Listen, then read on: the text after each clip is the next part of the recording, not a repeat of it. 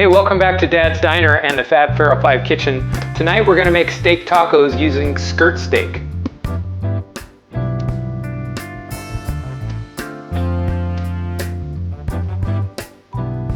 Here at Dad's Diner and the Fab Pharaoh 5 Test Kitchen, you know I'm all about easy, fast, and cheap meals.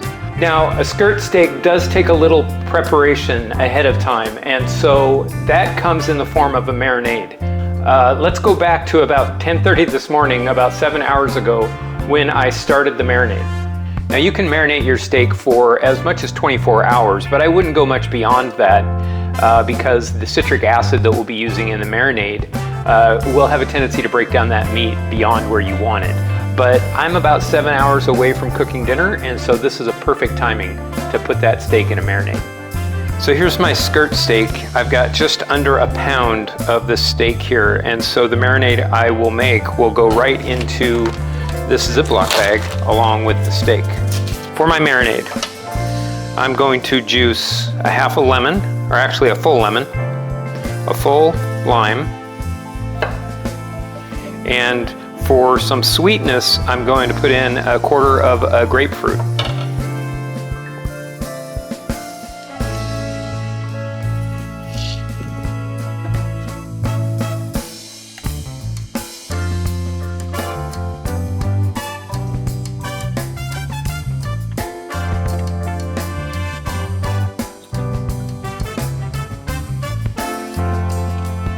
Okay, I've got my lemon, my lime, and my grapefruit juiced. I've got probably about a cup of juice in total in there. To that, I want to add some garlic, and I'm just going to do a rough smash on these. I just want the flavors to come out of this. So a couple cloves of garlic. I've got a jalapeno here that I'll just slice and put some slices into the marinade. It's going to give me some heat. I've got a quarter cup of olive oil. It's going to go right into the marinade. So for the spices, I'm going to be using a teaspoon of cumin, a teaspoon of salt, about a half teaspoon of ground black pepper, and I've got an adobo spice mix here that I think will go very well to rounding out this flavor. So right into the mix. And I'm just going to give this a quick stir. I'll mix it up in the bag as well. But what I'm looking for here is just a nice acidic marinade to treat my skirt steak well. Okay, I've got my marinade mixed. I've got my skirt steak in the bag, and now it's just a matter of dumping it in. Make sure I get all those spices in there because that will marry over the next 6 or 7 hours and incorporate into that steak.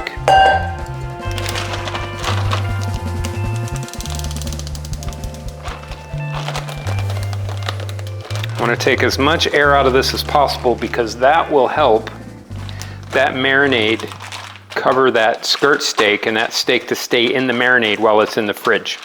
I have my steak in the marinade and I've washed out the mixing bowl that I used. Here's a tip for all you first-time cooks or my kids if you happen to be watching the Fab Pharaoh 5. Anytime that you've got a Ziploc bag that has a lot of liquid in it, as this does, make sure that you use some type of containment before you put it in the refrigerator. You don't want the juices dripping into the fridge and getting all over everything in the fridge. I speak from experience of having to clean that up, so there's a good tip for you guys. So into the fridge, this is going to go for, like I said, about 7 hours today. I will check it every hour and a half or 2 hours and give it a toss and put it back in the bowl just to make sure that that steak is fully covered, fully coated, and touching that marinade throughout the day. So fast forward 7 hours later, here's that steak that's been marinating all day long. And so what I'm going to do is go ahead and pull this steak out and dry it off. I want to make sure that there's as little liquid as possible when I hit the hot pan. I don't want to steam this steak, I want to sear it. It'll go in the pan for about 3 minutes per side. I'm also going to reserve the marinade and actually boil it on the stovetop. It'll be a nice topping for the steak once it's done. As you know, it's been sitting in raw beef for 7 hours or so. So I want to make sure that I cook this very well to get any of the bacteria out of the marinade. And 5 minutes at a rolling boil will be able to accomplish that. As you've seen with a few of my previous videos, I like to protect my cutting board when I'm working with raw meat as much as I can. So I've got a layer of wax paper here. I've got a layer of tin foil, and then of course some paper towels that will help me dry off this marinated steak. Try to get as much of that liquid off as possible, and I'm just going to lay this steak right down on top of that paper towel. Another treatment, lots of liquid there. That's okay, we're going to get that off. It's going to sear so nice. It smells great right now. While this is drying off, I'm just going to move this to my other board and let it sit for a moment. So here's my reserved marinade. I just poured it into this pan. I'll boil this for about 5 minutes when we get close to dinner time. Now let's move to the pico de gallo. I've put on gloves because I'll be working with a jalapeno, and I am trying to protect my eyes as much as possible. So I've got 3 Roma tomatoes here. I'll just take off the stem side and halve these Romas. This is going to be the structure of the pico. Now I'm removing the middle of these tomatoes because I don't want the liquid and the seeds in my pico de gallo. I will reserve the centers of these tomatoes and possibly use those in a soup or something else that I make later in the week. Interesting also, you can see that I'm using a grapefruit spoon for this, which is really ironic because I don't use a grapefruit spoon when I eat grapefruit. By the way, I talk about that in a video that I made earlier this week, a fruit and yogurt video. Check that out. Okay, just give these a quick dice.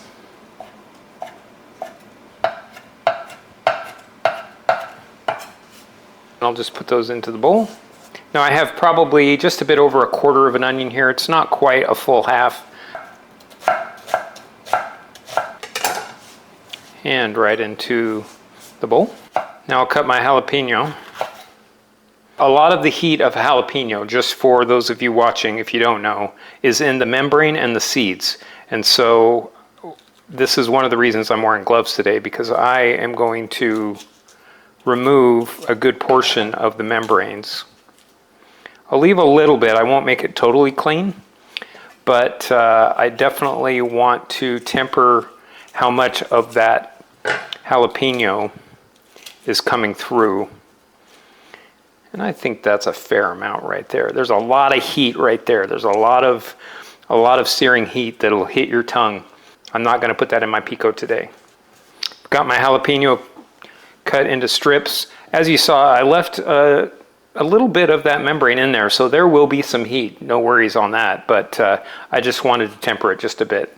Now I like to cut my jalapenos, dice them as small as possible when I'm using them in a salsa or in a pico, because I want the flavor. I just don't want the raw jalapeno to dominate the dish. It's going to dominate anyway. This is a whole jalapeno that I'm putting into this pico. So there'll be plenty of heat here. Now I've got onion, I've got obviously the tomato at the beginning, but onion and now jalapeno that I've cut on this board. Before I prep anything else beyond this pico, I want to make sure I wash this board really well, because the oils from the jalapeno are in there, the smell from the onion is on the board. So we just want to make sure that that board is clean and doesn't transfer to whatever else we're cooking. So I've got a small lime here. And the other thing I'm going to put in here, if you don't like cilantro, leave this out. And I feel sorry for you because I love cilantro. I don't have a lot here. And I've got mostly stems. So let me talk about that a little bit. So a lot of flavor is in the stem portion of the cilantro.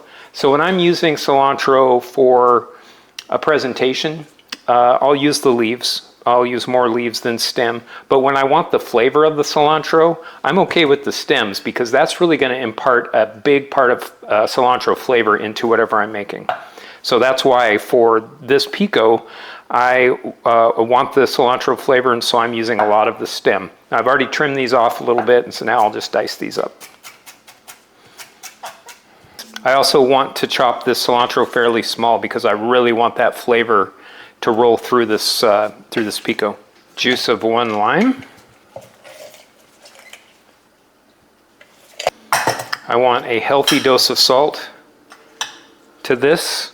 Got a lot of tomato in there, and so that salt is really going to help bring that flavor out.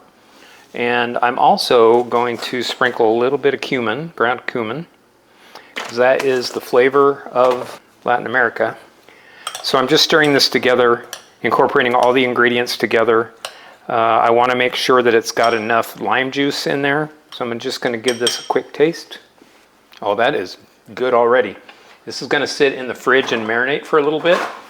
And while it's doing that, the flavors are just going to intensify and meld together. So in the fridge it goes, and then I'll start the rest of the meal. I have my pico de gallo in the fridge, letting those flavors meld together. And I have my steak drying on the countertop. I've changed out the paper towels on this one time. Just again, I want to make sure this is as dry as possible when it hits that hot pan. Let's talk a little bit about tortillas, the age-old question, flour or corn. At the Fab Farrell 5 household, it's a mix, honestly. I mean, half are on team flour and half are on team corn. What's your favorite? Actually, comment below. I'm interested to hear what your favorite tortilla is for a taco. Tonight, I'm going with a mix of the two. I went to our local grocery store, H-E-B grocery store here in Texas, and these fresh made tortillas are a mix of flour and corn right in the same tortilla. So I'm going to go with this tonight. I think it's going to be a nice combination and absolutely delicious for these tacos. I have my marinade boiling on the top of the stove, and I also have my cast iron pan ready to go. It is smoking hot. I don't know if you can see that, but it's starting to smoke. I'm going to put some high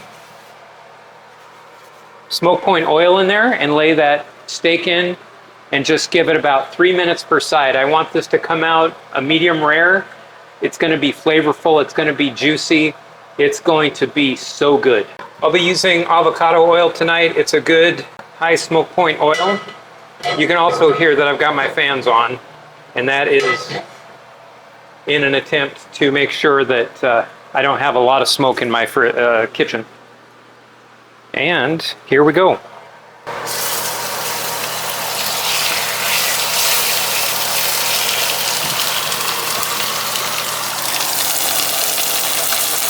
Now, if you're new to this is the sound that you're looking for. Do you hear that sizzle? This is good stuff.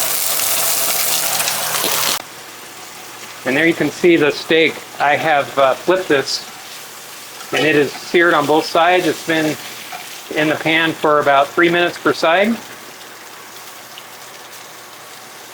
I'm just going to pull this out and let rest on the counter. So I'm just laying these tortillas right on the flame. I want there to be a little bit of char. You can see when they start to puff up, they're ready. This is going to give the skirt steak tacos such a good flavor. Doesn't take long on this open flame. And there's my last tortilla. Just keep those nice and warm. So let's talk a little bit about the grain of a steak again. You can see very easily the grain of a skirt steak, and it's going in this direction. And so I'm going to cut opposite that. That'll shorten those muscle fibers. And also, I cut at an angle to give it a little bit of a bias. That also helps shorten the fibers. So we're just going to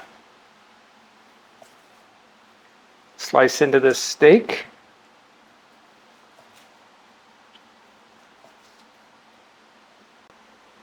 And that is juicy and delicious. Now I'm going to go right on top of this with some of that marinade that I reserved.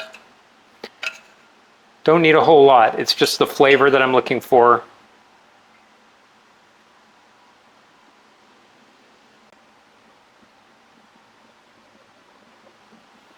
And just to be sure, sprinkle with a little bit of salt right on top. And now I can start making my tacos. When you're a one-man show, a little assistance with a taco holder is always nice. So a couple nice pieces of steak in each. Oh my goodness, this is going to be delicious. Again, this is a dish that comes together pretty quickly. It's a cost-effective meal. Come home after work, throw that marinated steak into a pan, and dinner is ready within a half an hour. So I've got some toppings here. I'm going to layer in a piece of avocado in each. And this delicious pico that I made earlier. Nice healthy spoonful of that on top. It smells amazing. I'm going to put a dollop of sour cream. And because I love it so much, a nice sprinkle of cilantro. And anytime you're having a steak taco, you have to have the cotija cheese. I love cotija because it doesn't melt. And it gives that sharp contrast to the richness of this steak. Now you can serve this all by itself. Tacos are a meal in themselves. Or you can add some refried beans or some Spanish rice, some tortilla chips and pico. It's just such a good weeknight meal and a great take on Taco Tuesday at the Fab Feral 5 household. I'm going to take a bite of this and see how we did. That marinated steak, the flavor is spot on. It's done perfectly. It's tender.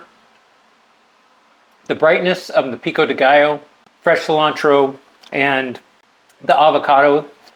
This is really good. I mean, this is really good. Thank you for joining me tonight at Dad's Diner and the Fab Feral 5 Kitchen. And until next time, order up!